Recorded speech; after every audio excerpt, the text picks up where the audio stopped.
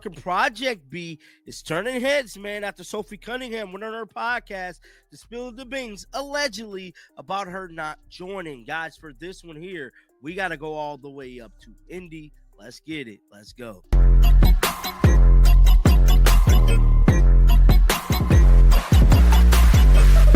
Hope everybody's having a great day today. We got to talk about Project B. We got to talk about Caitlin Clark. Now, we know a deal was put on the table behind closed doors for a lot of these WNBA players. We're talking upwards of $2 to $3 million being involved with signing players. Now, we know that this thing is back. The most unbelievable Project B footage just surfaced, and Caitlin Clark might never forgive what it reveals. A co-founder of Project B, Grady Burnett, a man who follows almost no one, has been caught in a digital paper trail. His exclusive following list, it includes none other than Caitlin Clark herself and her official foundation. This isn't just a rumor, this is concrete, undeniable proof of a direct connection that completely blows up the narrative. Someone just exposed what was supposed to stay behind closed doors, and the fallout is going to be immense. This single piece of information changes everything we thought we knew about Clark's involvement with Project B. Get ready for an absolute storm because this leak is about to ignite total chaos. Players. We're talking upwards of $2 to $3 million being involved with signing players. Now, we know that this thing is backed by the Saudis. I'm here to tell you, they got endless pockets. And once again, your boy got to let it be known. Your Majesties, if you need anybody to commentate some games, I'm available, dog.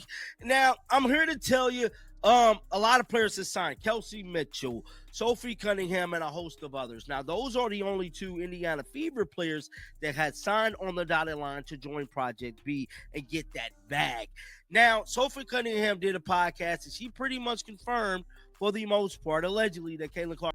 This bombshell drops just weeks after Sophie Cunningham, an Indiana Fever teammate, went on her podcast and allegedly spilled the beans about Clark. Sophie claimed that Caitlin would definitively not be joining Project B. Her words landed with an air of finality, seemingly putting to rest all speculation. But the internet never forgets, and the truth, as always, finds a way to surface. Sophie's initial statement now looks like a carefully constructed misdirection, a narrative designed to throw everyone off the scent. The question now is, why the deception? What was everyone trying to hide? And get that bag.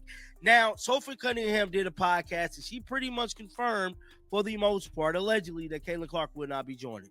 Now, I'm sorry to rain on y'all parade, but that means absolutely nothing. She said she wasn't going to join a week or two ago when she spoke to Annie Kotzebue at the golf event. That means absolutely nothing. You want to know something I learned from investigating, reporting, and following all this stuff to tell you guys, you just follow the line. See, one thing about working in media is you follow the lines and you follow the dots, bro. The irony of Sophie's statement is almost comical when you dig deeper into her own history. Just a week or two prior to her podcast comments, she also claimed she wouldn't be joining Project B herself, yet we now know she signed on the dotted line. This pattern of contradiction makes her initial scoop about Caitlin Clark ring incredibly hollow. It's almost as if her statements are designed to mask the real maneuvers happening behind the scenes. This isn't just a casual flip-flop, it's a calculated move that demands closer scrutiny. Clark is going to join. Let me let y'all know something. See, y'all see who this is? This is Grady Burnett. Y'all don't know who this is, but some of y'all might. Grady Burnett don't have a follow from nobody. Nobody. He's the co-founder of Project B. He's the man with the plan. Co-founder of Project B. Now, let's see who's Grady's following. He's only following 1,200 people. Let's see who Grady's following. The undeniable lure drawing players to Project B is the absolutely staggering amount of money on the table. We're talking upwards of $2 to $3 million just for signing, a figure that dwarfs typical WNBA salaries. Players are reportedly being paid 3 times what they currently earn, an astronomical increase that's impossible to ignore. This isn't just about basketball anymore. It's about a generational wealth opportunity. Such a massive financial incentive makes any initial reluctance seem less about principle and more about strategic negotiation or even covert dealings. Let's see. Caitlin Clark and the Caitlin Clark Foundation. Oh, he's following them. Who else is he following? Is he following Sophie? Oh, he's definitely following Sophie. He's following Sophie. Now, mind you, no one follows him. See, Caitlin's not following him. And Sophie's not following him either. Sophie don't follow him either. I say that to say... But who is truly backing this financial juggernaut? The narrative is fractured, creating even more mystery. While many believe the league is backed by the Saudis with endless pockets, Sophie Cunningham offered a different story. She claimed Project B is supported by 4 huge tech companies that are well known and have a shit ton of money. She explicitly stated it's not Saudi money at all. This direct contradiction between insider claims adds another layer of intrigue. Is one side trying to control the public perception of the league's origin? No one follows him. See, Caitlin's not following him. And Sophie's not following him either. Sophie don't follow him either. I say that to say what Sophie is saying means absolutely nothing. Means nothing. Nothing. Because like I stated, she stated a week prior that she wasn't going to join Project B. It's a league. So the W season goes from May to October for people who don't know.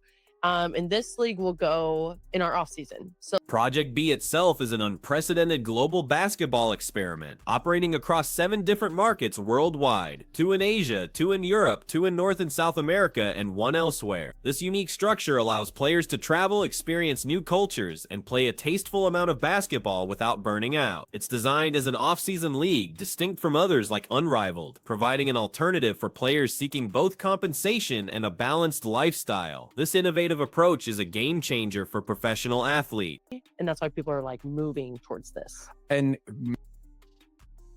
mind you, she didn't give a specific dollar amount, but she said a lot of money. She said that like 3 times. She's speaking in code, man. They're paying 3 times more than what they're making, bro. Sophie's speaking in code on this. this is also different than Unrivaled. Completely different. So how many like floating leagues are there? 3? I would 2? say that like a lot of the American players are doing, or I would say the majority is 2. Okay. The league isn't just backed by vast wealth, it boasts some seriously big names behind the scenes. We're talking about legends like Shaq, whose involvement lends immediate credibility and star power. While Maverick Carter allegedly pulled out, the initial association shows the caliber of individuals drawn to this venture. This isn't some small-time operation, it's a massive endeavor with powerful figures shaping its future. The combination of financial muscle and celebrity endorsement makes Project B a formidable force in the sports world, ready to disrupt the status quo. Project B is going to be so big. Watch. Remember, I'm the first one. I believe Project B is going to shit on the W. So you don't have the eyes, you don't have the recognition. That's right, Caitlin Clark. Yeah. You have the W. Yeah.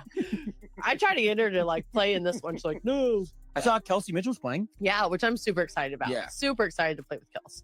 Or I don't know if I'll play with her, but we'll be in the same league. But so you go to like 7 different markets around the world. You're only there for a certain amount of time, and then you have the 7 different markets. They're going to 7 different markets. Y'all really think of some...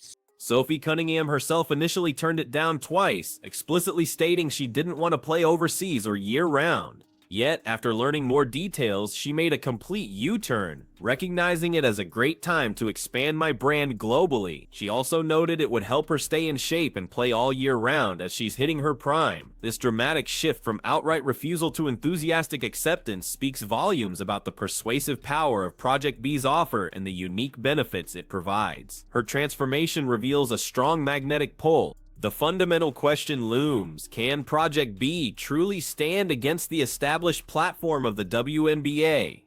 Sophie herself raised this concern, suggesting that without the WNBA's network deals and existing audience, Project B might struggle for recognition. However, the counter-argument is fierce. With content creators and massive online hype, Project B could build its own platform organically. The debate highlights a clash between traditional sports infrastructure and the burgeoning power of digital media and independent fan engagement. This is a battle for the future of basketball. The most audacious prediction?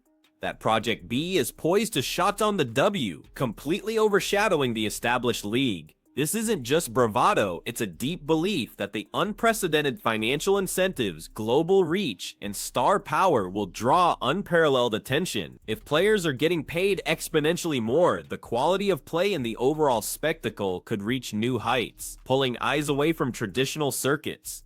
This bold claim suggests a fundamental paradigm shift in women's professional basketball, where a newcomer could dominate. Sophie's personal motivation for joining Project B was clear: to expand her brand globally. Having played in France and Australia early in her career, she missed the cultural immersion and travel. Project B offers her the perfect balance: the opportunity to see the world, get cultured, and play basketball without the exhausting demands of a full year-round schedule that her body might no longer handle. This league provides a unique avenue for athletes to combine professional play with personal growth and global exploration. Truly a win-win scenario. Beyond the money and travel, Project B also promises unparalleled player support. Sophie highlighted that the league would have the best PTs and is super organized. This focus on player well-being, injury prevention, and professional management is a significant draw, especially for seasoned athletes. It demonstrates a commitment to not just high-level competition, but also sustainable careers. This holistic approach ensures players can perform at their peak while extending their longevity in the sport, a crucial consideration for any professional.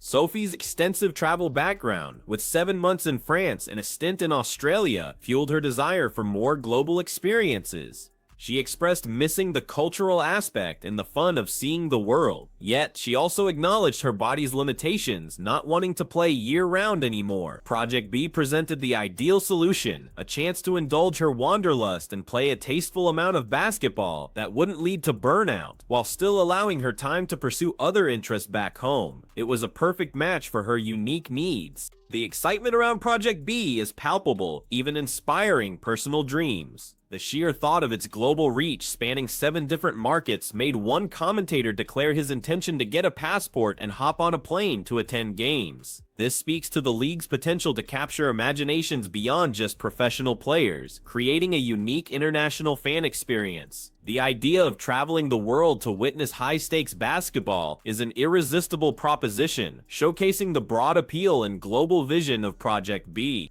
The commentator vehemently dismissed Sophie's initial claims about Caitlin Clark not joining, stating they meant absolutely nothing. His strong conviction stemmed from Sophie's own track record of contradictory statements. He emphasized that in the world of media and investigations, one must follow the dots, and Sophie's narrative simply didn't align with the emerging evidence. This aggressive rejection of a peer's public statements underscores the deep skepticism surrounding the official Project B narrative and highlights the search for hidden truths. The digital footprint of Grady Burnett, the Project B co-founder, reveals an intriguing imbalance. While he actively follows Caitlin Clark and her foundation, neither Clark nor Sophie Cunningham follow him back. This one-sided social media interaction is incredibly telling. It suggests a proactive interest from Project B's leadership in Clark, even if she maintains a public distance. This disparity amplifies the mystery, hinting at behind-the-scenes discussions or strategies that haven't been made public, further fueling the leak narrative. When discussing the financial rewards, Sophie Cunningham spoke in code, repeating a lot of money, multiple times without specifying a dollar amount. This deliberate vagueness, combined with the emphatic repetition, underscores the truly immense scale of the compensation. It's an open secret that the figures are mind-boggling, suggesting a level of secrecy around the exact numbers that only adds to the allure and controversy. Sophie's careful phrasing hints at non-disclosure agreements, or a strategic decision to avoid precise figures. Project B's strategic positioning as an off-season league is a stroke of genius. It allows players to participate without conflicting with their WNBA commitments, providing an additional, highly lucrative income stream. This differentiation from other leagues like Unrivaled means it fills a unique niche, offering a solution for athletes seeking year-round engagement without the physical strain of extended WNBA play. This clever scheduling avoids direct competition, making it an attractive proposition for top talent seeking to maximize their earnings and global exposure.